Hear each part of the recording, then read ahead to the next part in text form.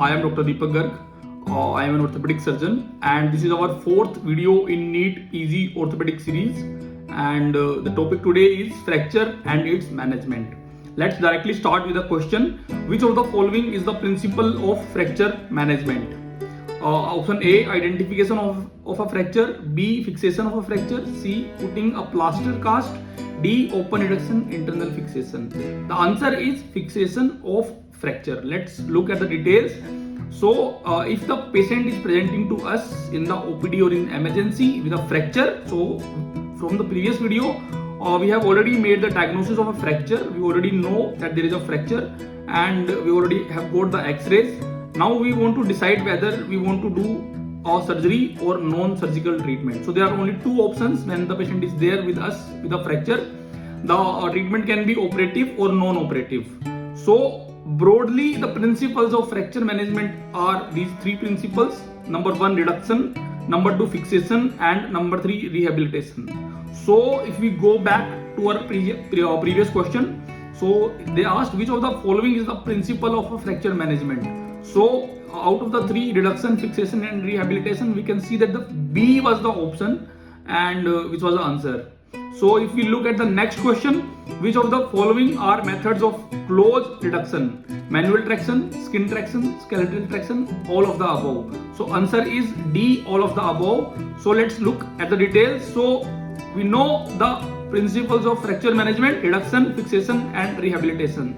So if we look in detail one by one, so what are the methods of reduction? So reductions we can do reduction by closed reduction or by open reduction.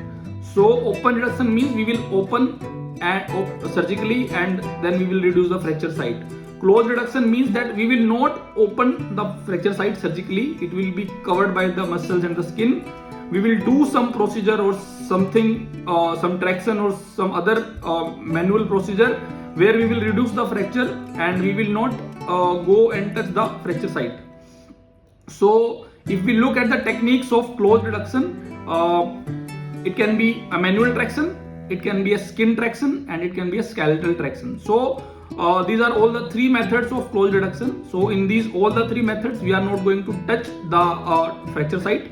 We are playing around the fracture site. We are staying away from the fracture site. So in the manual traction, so we are giving counter traction and traction with both our hands or with the help of our assistant. And this is a very common method of reduction in the emergency.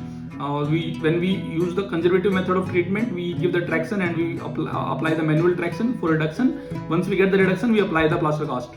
Another method is skin traction. Here we can see from the diagram that we have tied a crepe bandage over the traction device and we are able to give skin traction.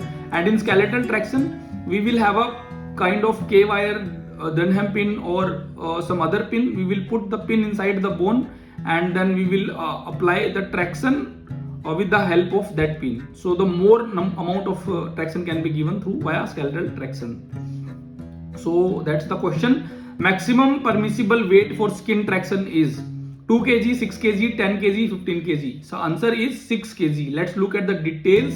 So if we compare the skin traction versus the skeletal traction, so the indication for skin traction when we want mild to moderate force for traction, and that means the mild to moderate force will be able to reduce the fracture site. Now skeletal traction, when we need a moderate to severe force, the high amount of force is required, then we will need a skeletal traction. So the weight that we can use for giving a skin traction is 5 to 6 kg, and for skeletal traction we already know that higher weight can be given, so 15 to 16 kg, up to 15 to 16 kg weight we can use. Now skin traction is usually applied with Buck's traction. Buck's traction is a conventional skin traction that we saw in the last diagram. It was a Buck's traction only, or gallows traction, branch traction, that we will look in detail in the consequent later in the same video. For skeletal traction, we use various pins: Steinman pin, Dunham pin, or K-wire, or Crutchfield stone, that we will look later in the same video.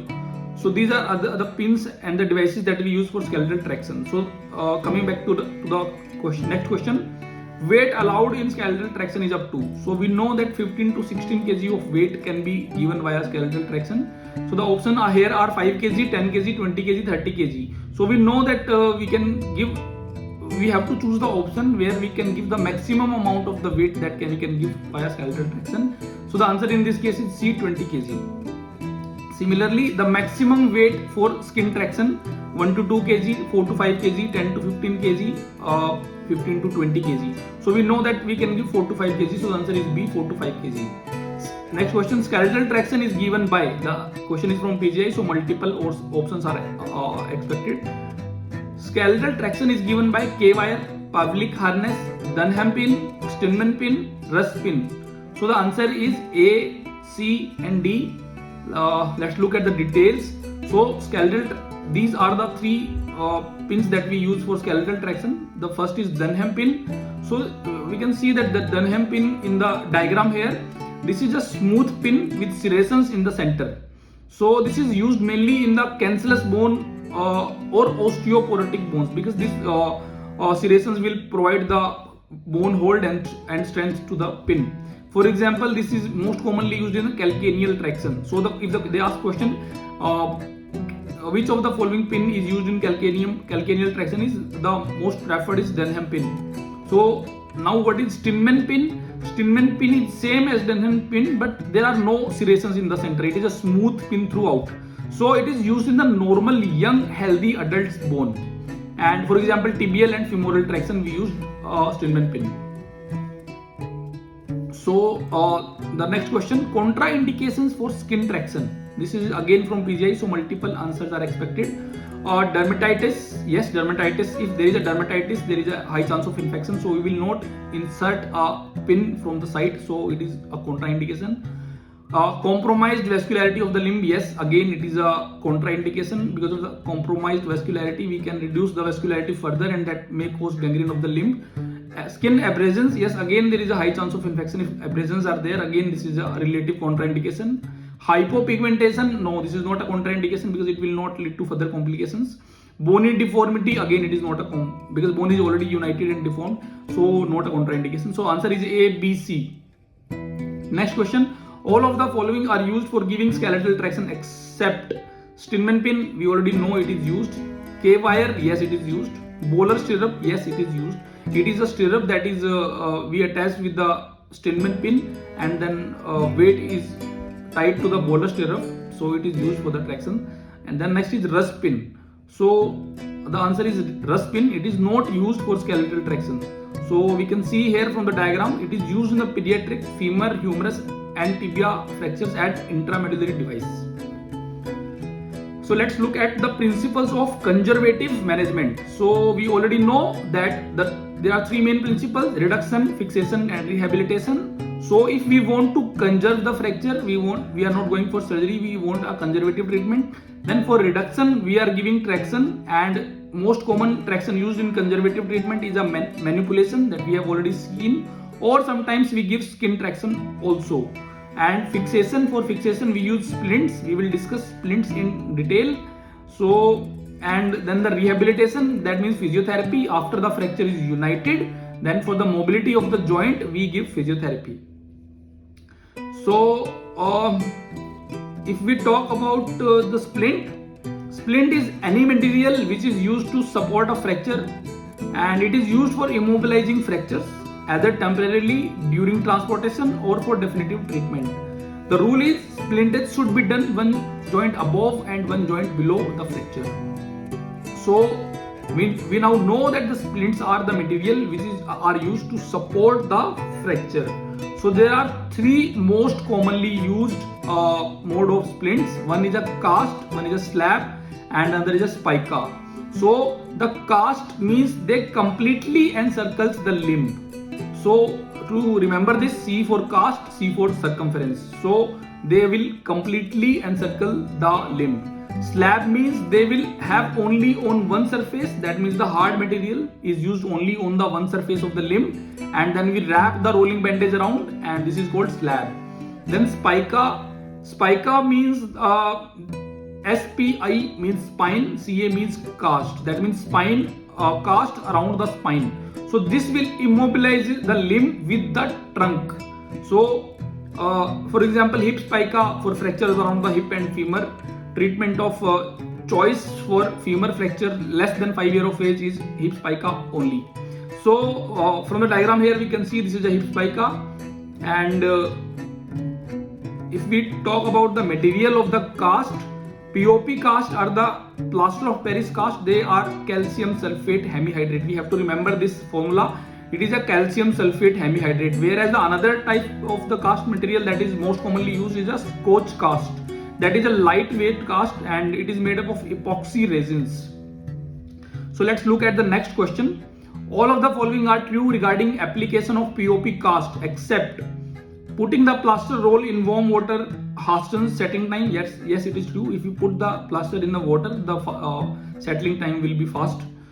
It is a anhydrous calcium phosphate. No, it is not true because we already know that it is a calcium sulfate hemihydrate. So it is not calcium phosphate, it is calcium sulfate. So answer is B. But let's look at another options also. It should be carefully applied in the presence of swelling. Yes, it is true. Gangrene is a known complication of a tight plaster cast. Yes, it is true. So answer is B. So let's look at the various ways of giving a skin traction, skeletal traction. So this is a conventional type of skin traction. This is called Buck's traction, and this is a most commonly type of used traction in the ward setting. This is a Russell traction. This is used for trochanteric fractures. This is again type of skin traction. Let's look at a question. Gallows traction is used in the management of fracture shaft, femur, tibia, humerus, ulna. So answer is femur. So this is a gallows traction and this is used for the fracture of the shaft femur in children below 2 years of age or 12 kg of the body weight. So what is Bryant's traction? Bryant's traction again we can see from the diagram. This is used for the fracture shaft femur in children below 2 years of age. Now what is Perkins traction? This is a most commonly used of skeletal traction in the ward setting, and this is used for fracture shaft femur in adults. 90 degree traction. It is again a type of skeletal traction used for fracture shaft femur in children. So here we have seen that the gallows traction, Bryant's traction for hip fracture, and for shaft femur 90 degree and Perkins traction, they are all for the lower limb. And Agnees Hunt traction is used for correction of the hip deformity. Well-leg traction is used for correction of the abduction deformity of the hip. This is a Pavlik harness. This is also called von Rosen splint, Ilfeld or Craig splint, or Bachelor splint or Bachelor cast. This is used for developmental dysplasia of hip. Now the question is traction not used in the lower limb. So we have seen that till now we have seen that the most of the tractions that were used in the lower limb. So gallows traction we know for the hip fracture, Bryant's we know for the IT fracture, intertrochanteric fracture. Dunlop traction we have not yet seen. Perkins we know for the shaft femur. So the answer should be C, Dunlop traction. So the answer in this case is C. So the Dunlop traction is a supracondylar fracture of the humerus. So it is for the upper limb and for the supracondylar fracture of the humerus. And then this is a Smith's traction. It is a type of skeletal traction used for supracondylar fracture of the humerus. Then let's look at some casts that are most commonly used. Shoulder spica is used for shoulder immobilization. The question is which of the following cast or splint is used for fracture shaft humerus? Hanging cast, knuckle bender cast, aeroplane splint, or above elbow cast? The answer for the shaft humerus fracture is A, hanging cast. Let's look at the details. So U-slab or hanging cast are used for fracture of the humerus. You can see this from the diagram, U-slab and hanging cast. Coley's cast, also called as handshaking cast, used for fracture lower end of the radius. Glass holding cast is used for fracture scaphoid. Now treatment of choice for fracture shaft femur in a child less than 2 years of age. They are asking treatment of choice. Gallows traction, yes, it is used for fracture shaft femur less than 2 years of age, but it is not the treatment of choice. Hip spica, yes, it is the treatment of choice, so answer should be B. Let's look at the other options. Russell's traction and intramedullary nail, no, they are not the treatment options in 2 years. So the answer is hip spica, B. Hip spica is used for fracture shaft femur, so we know that this is a cast which will be around the trunk. So this is a hip spica. Now cast syndrome is a complication of hip spica, below elbow cast, above elbow cast, or patellar tendon brace cast, PTB cast. So the answer in this case is hip spica. So what is cast syndrome? Let's look at detail. Hip spica or scoliosis cast can press on superior mesenteric artery and further compressing third part of duodenum, and this is called cast syndrome. This is a complication of hip spica or scoliosis cast. So answer in this case was A, hip spica. Cylindrical cast or tube cast is used for fracture of patella or knee. Let's look at the common splints that are used in a emergency setting. Kramer wire splint. From the diagram we can see this is a malleable or flexible Kramer wire splint. We can easily fold it, mold it, and then use a rolling bandage to use it as a splint, and this is used for emergency immobilization. Aluminium splint, we can see from the diagram, this is a ready-made and used for immobilization of fingers. Figure of 8 bandage used for clavicle fracture. Aeroplane splint used for brachial plexus injuries. Sugar tongue used for soft humerus fracture. Distal sugar tongue or reverse sugar tongue is used for forearm fractures. Double sugar tongue is used for elbow fractures. Velpeau sling and Schwathe, this is a normal sling that we use most commonly, and this is used for acromioclavicular dislocation more than shoulder dislocations. Coke-up splint is used for radial nerve palsy. Knuckle bender splint is used for ulnar nerve palsy or median nerve palsy. Volkmann splint or turnbuckle splint used for Volkmann ischemic contracture. Gutter splint is used for phalangeal and metacarpal fractures.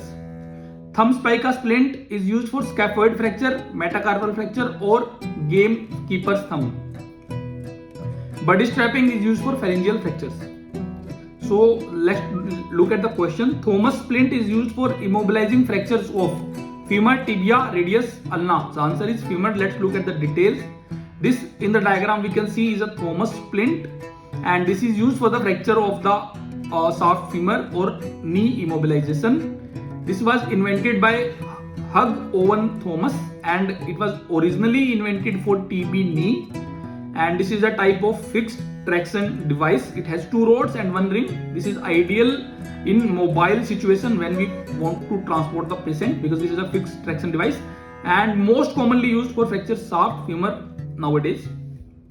So the question is, Thomas splint was not used for knee injuries around the knee dislocation, infective arthritis of the knee, fracture femur. So we used it in all the situations except infective arthritis of the knee. Infective arthritis of the knee is an emergency and there is no need for this Thomas splint. So the answer is C. Then this is a Bowler Brown splint, and this is used for fracture femur, knee, and or tibia. So it has 3 pulleys: pulley number 1, pulley number 2, pulley number 3, and pulley number 1 will help preventing the foot drop. Pulley number 2 pulls up the lower fragment of the femur with the body weight and act as a counter traction. Pulley number 3 holds tibia in proper position. And this is a type of sliding traction device. Though Thomas splint was a fixed traction device, this is a sliding traction device, and this is ideal in a ward situation. The Thomas splint was ideal in a transport situation, and this is used for lower limb fractures. This used skeletal traction along with skin traction. Dennis Brown splint is used for CTEV. Toe raising splint is used for foot drop splint. 4-post collar, this is seen in the diagram. 4-post collar used for neck immobilization. Somi brace, sternal occipital mandibular immobilization brace used for cervical spine injuries. Anterior spine hyperextension ACE brace used for dorsolumbar spine injuries. Taylor's brace used for dorsolumbar immobilization. Question is, brace is used in scoliosis is Milwaukee brace, LS belt, Taylor's brace, 4-post collar. So we have seen the Taylor's brace is used for spine immobilization. 4-post is for the cervical spine immobilization. Taylor's is for dorsolumbar spine immobilization. LS is for lumbar spine. So for scoliosis, the brace is Milwaukee brace. So Milwaukee brace, this is a Milwaukee brace used for scoliosis. So again the question is, Milwaukee brace is used in congenital kyphosis, Soren's disease, adolescent idiopathic scoliosis, spondylolisthesis. The answer is C, adolescent idiopathic scoliosis. The common splints or braces and their uses, if we look at all these things, Boston brace is used in scoliosis. Lumbar corset or LS belt is used for backache. Head halter traction is used in cervical spine injuries. Crutchfield traction, we saw this in one of the options previously. Crutchfield traction is used in cervical spine injuries. Minerva cast is used for cervical and upper thoracic spine disease. Although these things are not used much nowadays, but we should know about all these things because we are asked question on these things. Research cast is used for scoliosis. Turnbuckle cast is used for scoliosis. Hollow pelvic traction is used in scoliosis. Now hollow pelvic traction is used for correcting which deformity? We already know the answer is scoliosis. So spine, pectus carinatum, spondylostosis, coxa vara. So we know the answer is A, spine. Now fracture for which we will usually do non-operative treatment. So till now all the things that we discussed were a part of non-operative or conservative treatment. So the conditions where we will usually go for conservative treatment, most common fractures.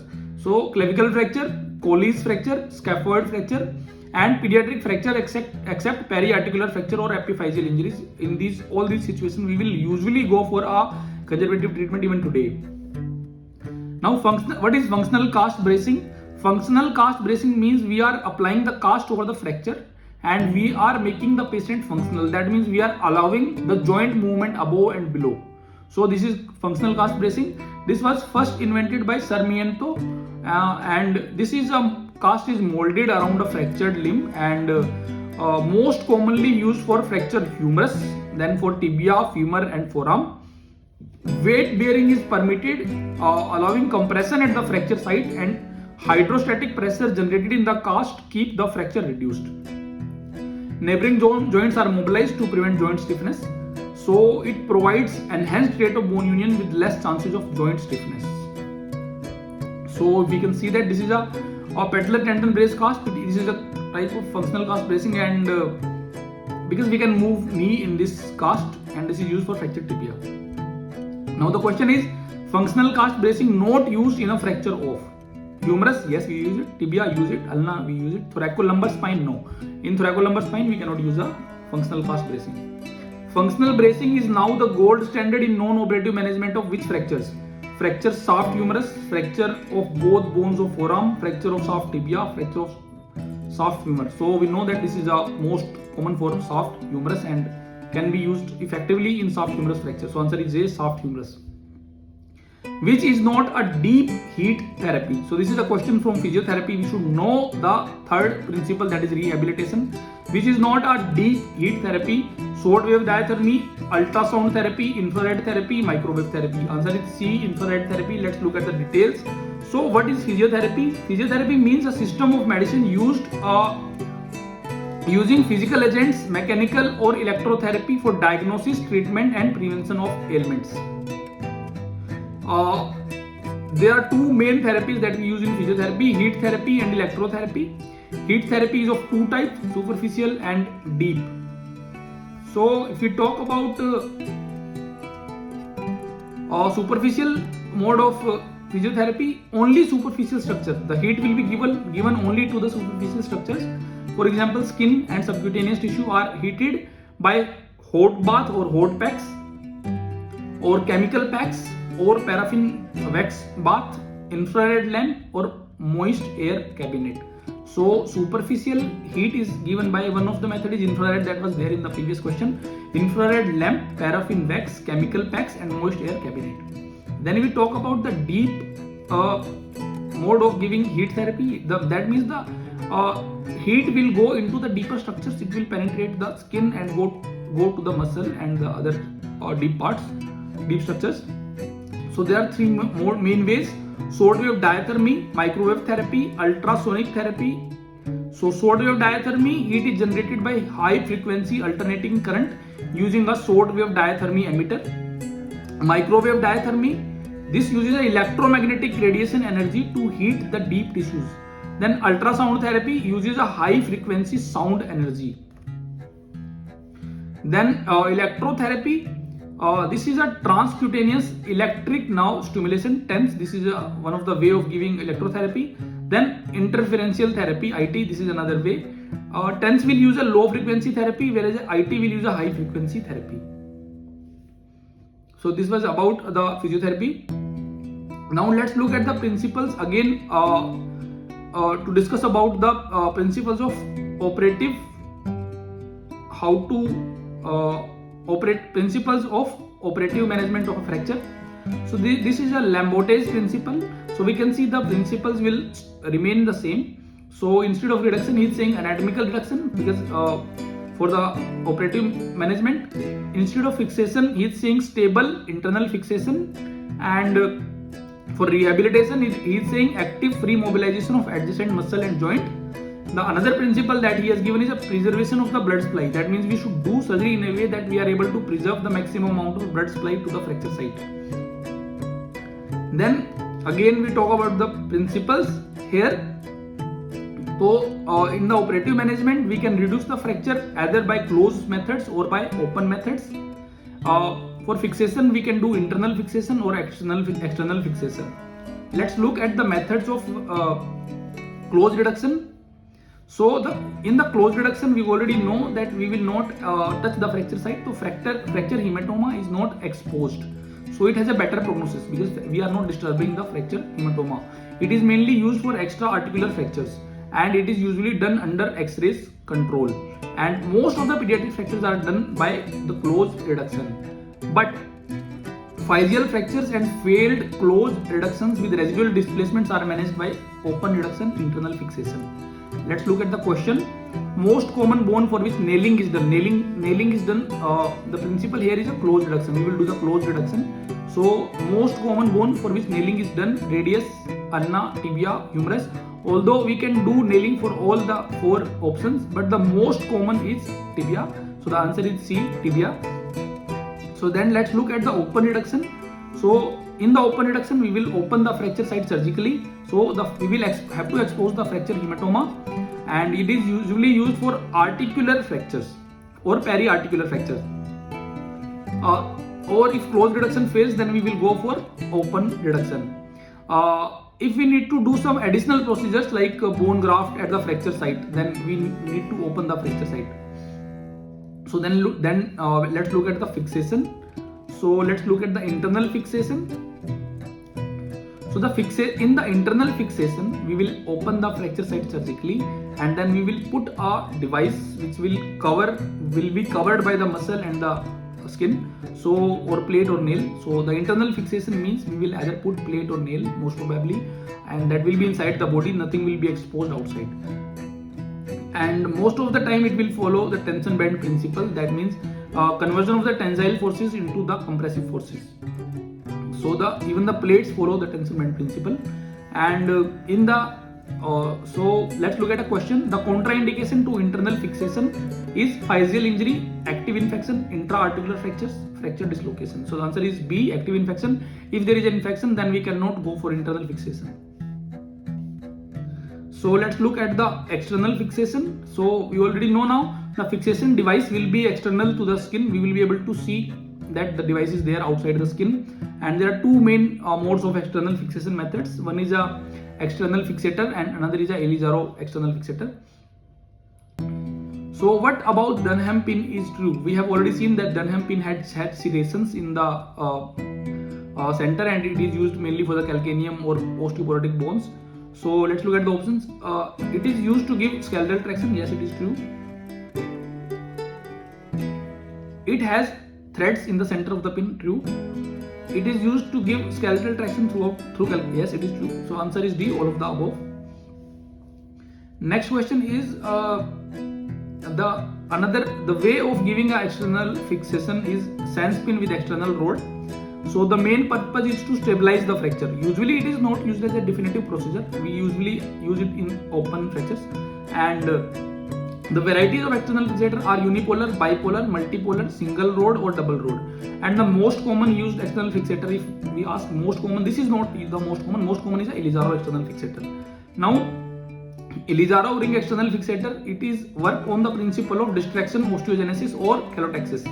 That means in case of an open fracture, if a bone piece is missing, it can be replaced by growing a new bone, and this is done by first cutting the bone, that means the corticotomy, and then placing the Elizarov frame, and then we start the distraction. That speed of the distraction is 1 mm per day. So they will ask you this question. The speed of distraction is 1 mm per day, and this is called physiological limit. So as a result of which we will keep on distracting and new bone is formed. So this is called distraction osteogenesis, because we are distracting and new bone is forming at the site of distraction. This is called distraction osteogenesis. So it is used in open fractures, open infected fractures, osteomyelitis, deformity correction, malunion, limb lengthening, non-union, and fracture with bone loss. Now bone transport can be used in management of gap non-union. Bone transport means the bone which is transported. So the method that we discussed in the previous slide, that we do a corticotomy, then we do the distraction and new bone is formed. So we are getting a new bone. So this is called bone transport. So it can be used in the management of gap non-union, deformity correction, comminuted soft femur fractures, avascular necrosis of femoral head. So answer is A, gap non-union.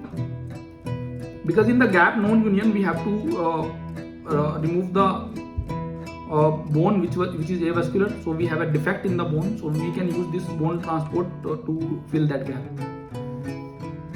Treatment of choice for fracture lower 1/4 of the tibia in non-union with multiple scarred wounds and discharging sinuses, and about 4 cm of the shortening of the leg. So we are doing it in the tibia non-union. There are multiple scarred wounds and discharging sinuses. That means there was infection or there is infection, and about 4 cm of shortening. Shortening is also there. So Elizarov fixator, plate, external fixation, intramedullary nail. So answer is A, Elizarov external fixator.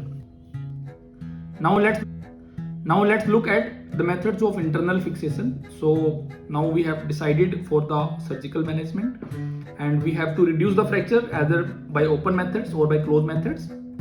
Now we have reduced the fracture. Now we have to maintain the fracture in that reduced state by using internal fixation methods or internal fixation devices. So what are the methods that we can use to maintain the fracture in a reduced state, either by open or closed method of reduction? So the one is tension band wiring. So here we will use the K-wire or a screw and a wire to hold the fracture in place. This is most commonly used in a fracture patella, fracture olecranon, or middle malleolus fracture. We use a tension band wire in this. Then another method is using a K-wire. So we will just reduce the fracture, and then we will put the K-wire through the fracture site, through both the fracture fragments, to hold the fracture in that same state, and then we apply a plaster over the fracture site. Most commonly it is used in a pediatric fractures, for example supracondylar fracture humerus. We use a closed reduction methods, or lateral condyle fracture where we use a open reduction method. Another method of internal fixation is a intramedullary nailing. So we can use the K-nail, interlocking nail, rust nail, or recon nail. These are all the names of the various nails. We can use it for intramedullary fixation of tibia fracture, femur fracture, soft humerus fracture, radius fracture, ulna fracture. We usually use a SIAM, that means a X-ray guidance for putting the nails. So this is a method of internal fixation. Another method is plating. So for plating we will usually use a open reduction method. So we will look at the various types of plate that we use, and we will look at the various types of nails also. Then another method is a screw fixation. So again we will reduce the fracture, and then we will put the screw through both the fragments, and it is most commonly used for articular fractures where we use a Herbert screw, that means a headless screw. They are also used in a Herbert screw is used for a scaphoid fracture also. And cannulated cancellous screw, that means CC screw for femoral neck fracture. This is another example. And sometimes we use special instruments for certain specific type of fractures. For example, DHS, dynamic hip screw, is most commonly used for intertrochanteric fractures. Now let's look at the various types of nails. So K-nail is Punzer cloverleaf intramedullary nail. we can see from the diagram here, it has a cross section which is a clover leaf like. So it is called clover leaf intramedullary nail, and because it is used for intramedullary internal fixation. This is mainly used for transverse or short oblique fractures around isthmus in femur, and it works on the principle of 3-point fixation. So all the intramedullary devices, they work on the same principle of 3-point fixation. That means when a straight nail passes through a curved medullary canal, because the femur is a curved medullary canal, it is deformed because the nail is elastic. So it will be touching the 3 points, the 2 at the ends and 1 is in the center at the isthmus. So 3 points will be touched, that will provide the stability to the fracture, and this is a principal 3-point fixation. So increase the elasticity of the nail. It is hollow and it has a clover leaf cross section and a longitudinal slot is there in between. So this was about K nail. So the question is, K nail can be used for all of the following fractures except isthmus fracture of the shaft femur. Yes, it can be used. Intertrochanteric fracture, we will not use K nail for IT fracture. Low subtrochanteric fracture, yes, less likely, but it can be used. Distal shaft femur fracture, yes, it can be used. So answer is B, IT fractures. Action of intramedullary K nail is 2-point fixation, 3-point fixation. We already know it is B, 3-point fixation. The another type of nail is a interlocking nail. Interlocking, we could the K nail that we used previously.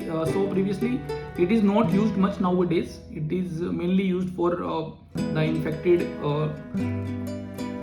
osteomyelitis, where we put an antibiotic cement around the nail and use it for the fractures.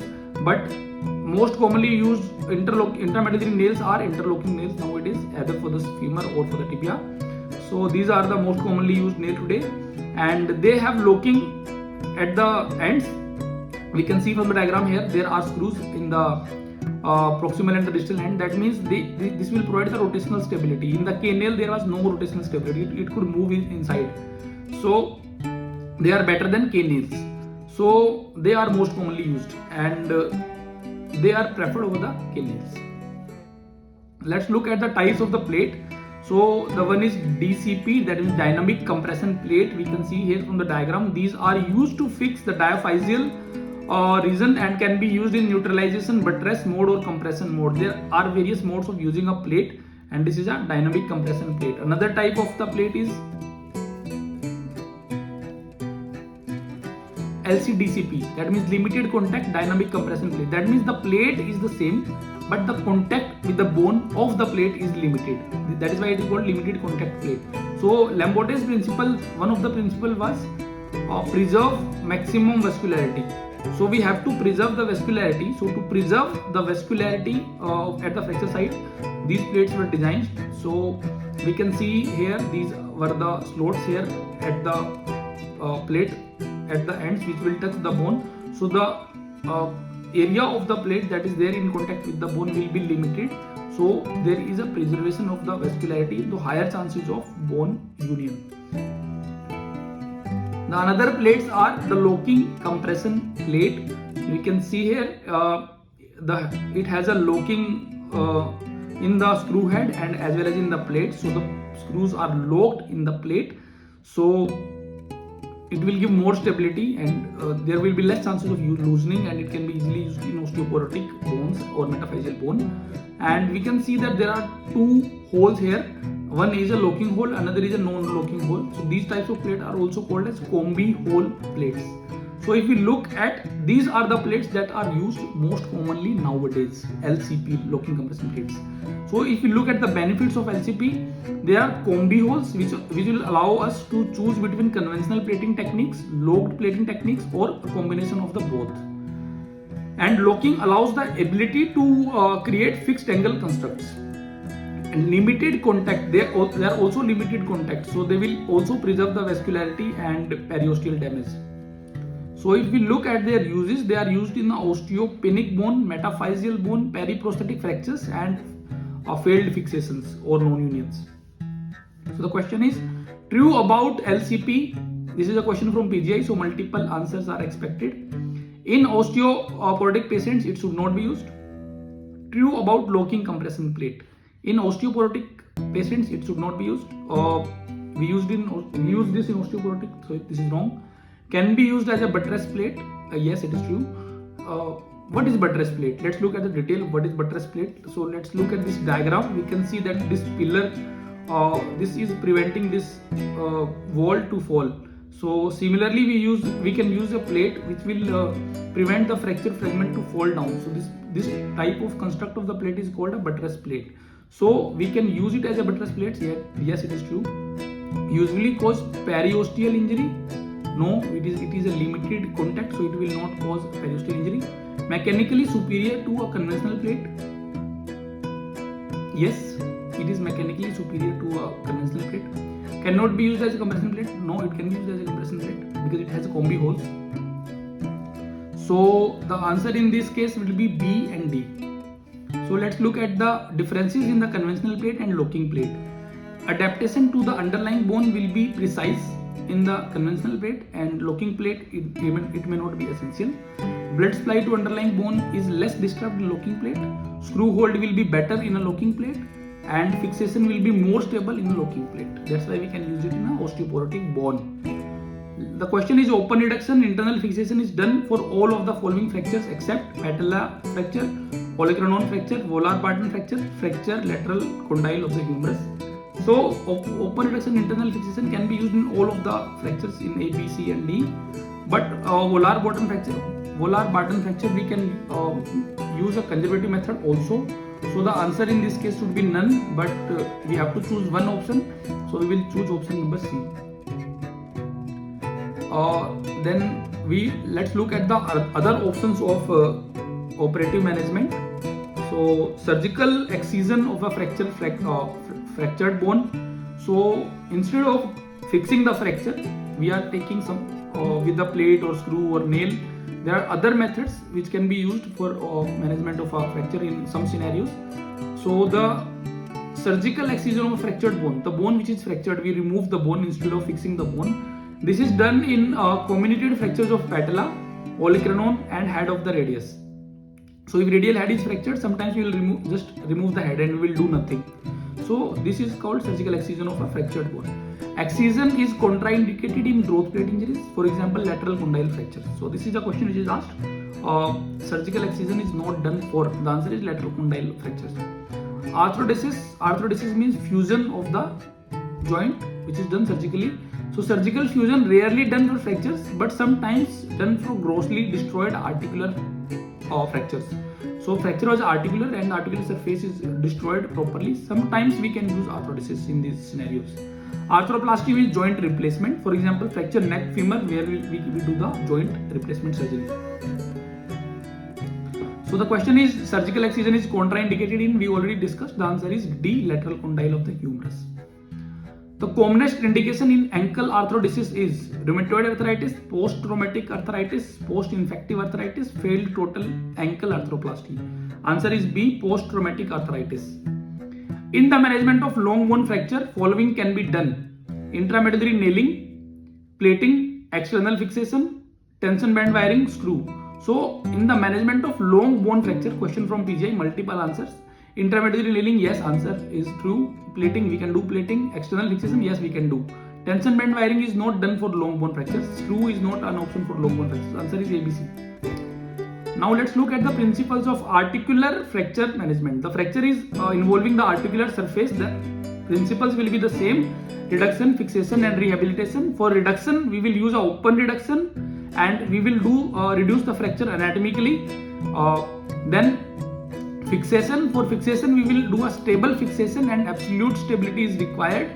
And for rehabilitation, we will start the rehabilitation immediately after the surgery to prevent joint stiffness. So these are the principles of articular fracture management. So the question is which of the following is included in management of intra-articular fracture? From PGI, let's look at the multiple options. Arthrodesis, yes, we can sometimes do arthrodesis in damaged articular surfaces. Excision, yes, we can choose an excision option, for example radial head fracture. Aspiration is not usually used in intra-articular fracture, sometimes can be used. K-wire, yes, it is an option. Sometimes in pediatric intra-articular fractures we use K-wire only. And plaster of Paris cast, yes, if it is undisplaced we can use plaster of Paris. So answer is all A, B, C, D, E. Tension band wiring is done in all except fracture patella. Yes, it is true. Fracture olecranon, yes. Fracture medial malleolus, yes. Colles fracture, no. So the answer is D, Colles fracture, where we will not use the tension band wiring. Either we will use conservative method with the plaster cast, or we can use the plate. Then let's look at the open fractures. So Gustilo-Anderson classification we already know: grade 1, 2, 3A, 3B, 3C. Grade 1 less than 1 cm wound. Grade 2 is 1 to 10 cm wound with low energy trauma. Grade 3A more than 10 cm with high energy trauma, contaminated wounds. 3B more than 10 cm wound with soft tissue injury and periosteal stripping is there. Grade 3C more than 10 cm with major vascular injury. So let's look at the management of open fractures.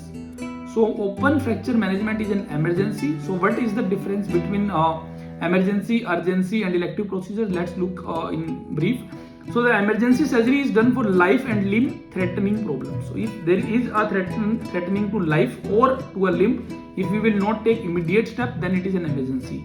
Examples are fracture or dislocation with vascular injury. For example, the knee dislocation with vascular injury.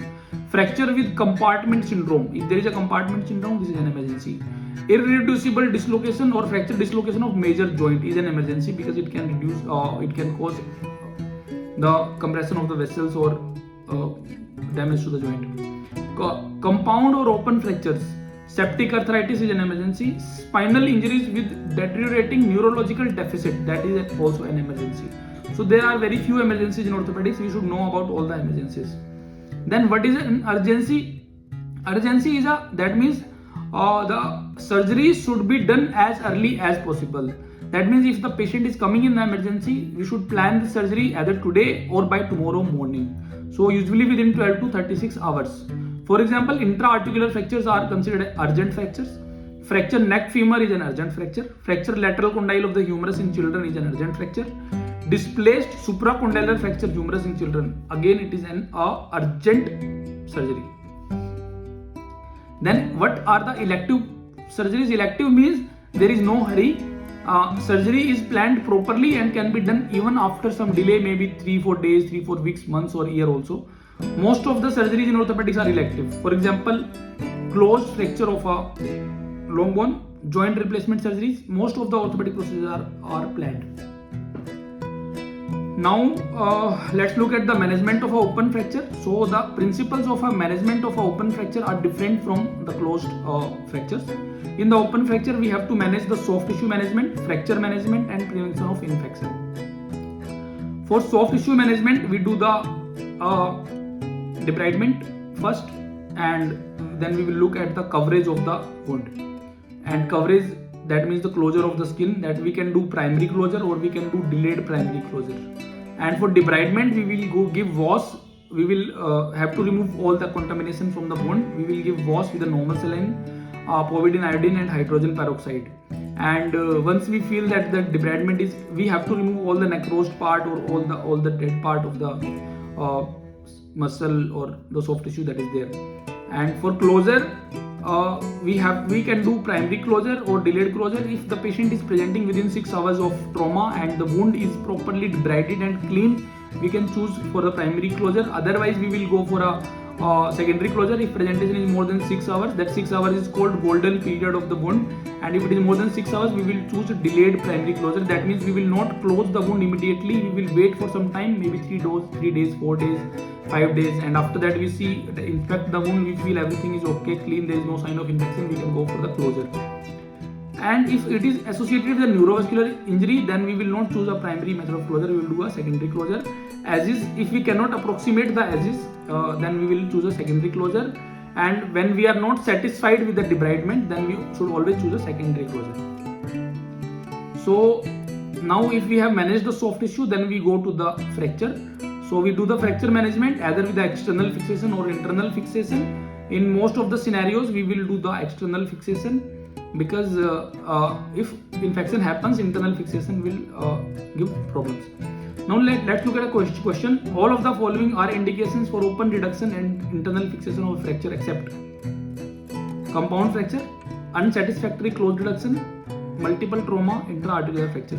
So unsatisfactory closed reduction we will have to open.